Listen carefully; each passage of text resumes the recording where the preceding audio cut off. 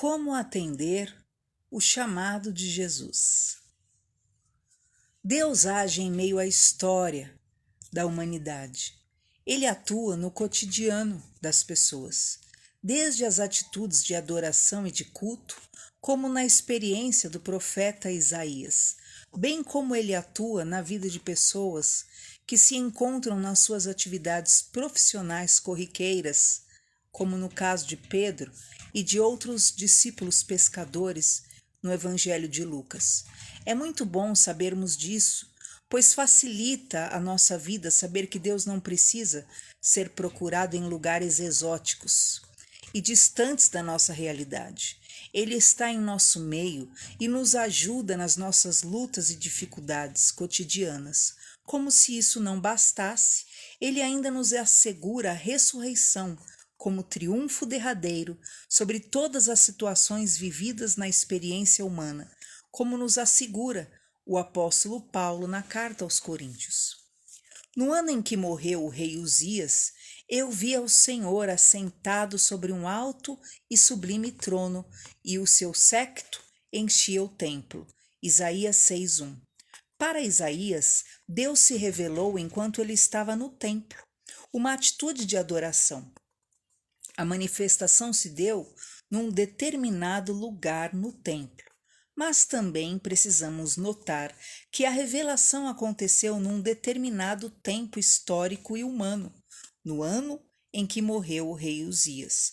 Isso também nos alegra ao mostrar que enquanto os reis e governadores estão morrendo, Deus continua reinando e recebendo os louvores dos querubins, Salmo 99:1, e serafins, Isaías 6:2, ao mesmo tempo em que o seu povo o louva no seu santo templo. Também é necessário perceber a importância da liturgia no processo da revelação de Deus. A atitude referente Isaías no templo o leva à contemplação da beleza e da santidade de Deus. Salmo 96:9. Mesmo sendo ele um homem pecador, de lábios impuros, vivendo em meio a um povo de impuros lábios, é a esse homem, em meio a esse povo, que Deus se revela. Sempre devemos lembrar disso. Deus vem ao nosso encontro para se revelar a nós e nos designar para uma missão, esteja onde estivermos. Também não adianta fugirmos de sua presença. Salmo 139, do 7 ao 12, ignorando o cumprimento de sua missão, como fez o profeta Jonas. Não há escapatória possível. O profeta Isaías poderia ter se considerado um verdadeiro adorador, João 4:24, e ficar eternamente no templo adorando e contemplando a Deus em toda a sua beleza. Acontece, porém, que verdadeiro adorador é também uma pessoa preocupada em ouvir as conversas de Deus. Notemos que houve uma voz que demonstrava certa preocupação de Deus, digamos assim, em saber quem era que iria levar o seu anúncio, a sua palavra. Pois bem, Isaías não se fez de surdo, ele se apresenta disponível para a obra do Senhor e diz: estou à sua disposição.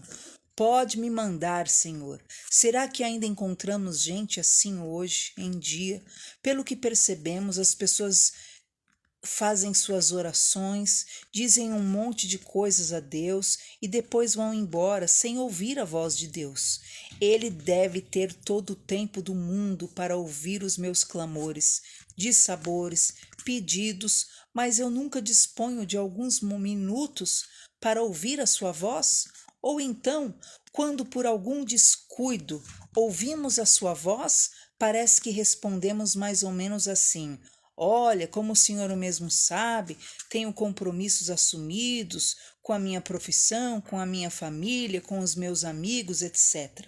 E não posso ajudar ao Senhor nessa missão. Veja se o Senhor encontra alguém menos ocupado que eu. E também a quem espiritualize o negócio. Bem, eu mesmo não sou daqueles que se metem a fazer obras para o Senhor. O meu talento é espiritual, só sei cantar ou ler a Bíblia ou fazer orações. Essa coisa de assumir algum ministério e me comprometer perante a comunidade não é coisa para mim.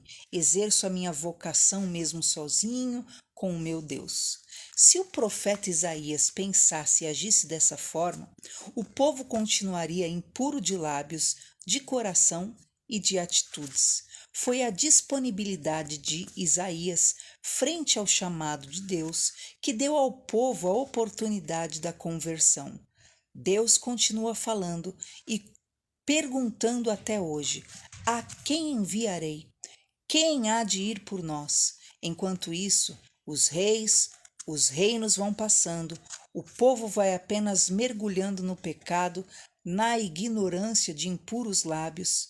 Se nada muda, é porque nós não nos disponibilizamos para ouvir a voz do Senhor e fazer sua vontade.